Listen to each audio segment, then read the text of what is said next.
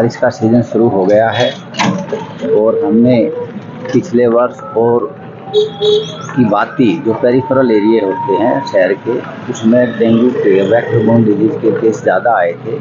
तो इसलिए बारिश के शुरुआत में ही हमने जो मच्छर पैदा होने की जो प्रक्रिया है उसको रुकावट डाल करके, जैसे कि वाटर लॉगिंग एरिया है उसमें काला तेल डालना, टेमीफॉस का स्प्रे करना, लोगों के घर में जा करके ब्रीडिंग प्लेस को चेक करना, सभी को ड्राई डे मनाने के लिए अवगत करवाना।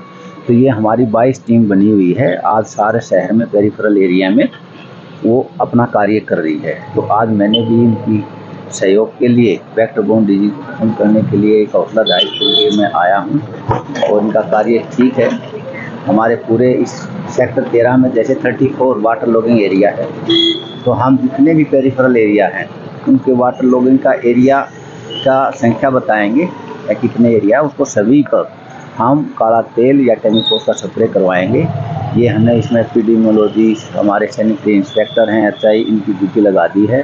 कोई भी एरिया बिना एक्टिविटीज़ के वंचित ना रहे, ताकि उनकी संख्या जो है मच्छरों की कम है और हम वेक्टर बोर्न डिजीज से बच सकें। इसमें यही है, जहाँ का पानी 15 से 10 दिन तक रहने की संभावना है वहाँ हम काला तेल डालते हैं। अगर मान लो 5-4 दिन में ही वो ड्राई अप हो जाता है तो उसमें ऊपर डालने का कोई फ़ायदा नहीं रहता।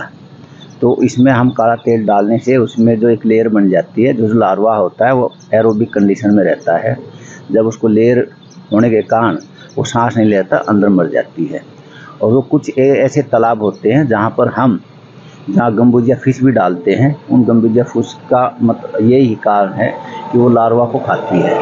ऐसे लगभग हमने 255 तालाबों में गम्बुजिया फिश भी डाल रखी है। 3 हमारी हैचरी हैं, जो भी गम्बुजिया फिश का बीज लेना चाहता हो वो ले करके वहाँ डालें।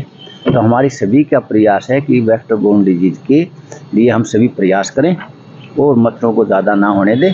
अगर हो भी जाते हैं तो हम सुबह शाम अपने शरीर को ढक करके जाएं, ताकि वो हमारे बाइट ना कर सकें। ये जो डेंगू का मच्छर होता है, इसमें इसका जो वायरस है एडिज वायरस, इसमें ये वायरस ऑलरेडी ही होता है। ये एक जनरेशन से दूसरे जनरेशन तक चले जाता है। इसमें ये ज़रूरी नहीं है कि हम डेंगू के मरीज़ को पहले बाइट करें और फिर बाइट करके दूसरे मरीज़ में ट्रांसमिट करें। तो ये क्योंकि डेंगू का मरीज मच्छर में ही एग के द्वारा लार्वा और फिर मच्छर में चला जाता है, तो इनकी संख्या को कंट्रोल करना बहुत ही ज़रूरी है। आप सभी के सहयोग से अभी तक हमारा कोई डेंगू का मरीज नहीं हुआ है और पिछले साल जो हमारा डाटा है 236 आए थे और हमारा मलेरिया का एक ही केस था। तो अब हम चाहते हैं कि अभी समय से ही हम एंटी लार्वल एक्टिविटीज़ करें, ताकि ये वेक्टर बोर्न डिजीज से बचा जा सके। में जहाँ पर हमारी टीम जाती है उनके जो ब्रीडिंग प्लेस हैं, जैसे कि पुराना जो फ्रिज होता है उसमें पहले पानी की ट्रे होती है, उसमें मच्छर के एग ले होते हैं, या फिर कोई ऊपर छत के ऊपर कोई घड़ा रखा है उसमें पानी इकट्ठा हो जाता है, टायर होता है उसमें हो जाता है।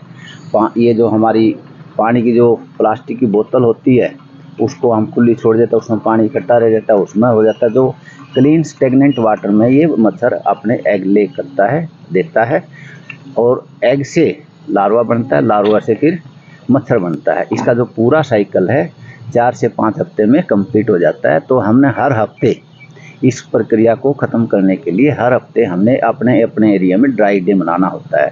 ड्राई डे का मनाने का मतलब यही है, जो चीज़ अब ब्रीडिंग प्लेस है उसको हम अच्छी तरह रगड़ करके साफ करके ड्राई करें। इसका मतलब यही है। अगर हम पूरे एरिया में जहाँ रहते हैं वहाँ 5 या 10 मिनट लगा देते हैं तो ये हम ड्राई डे पे सक्सेस हो जाते हैं।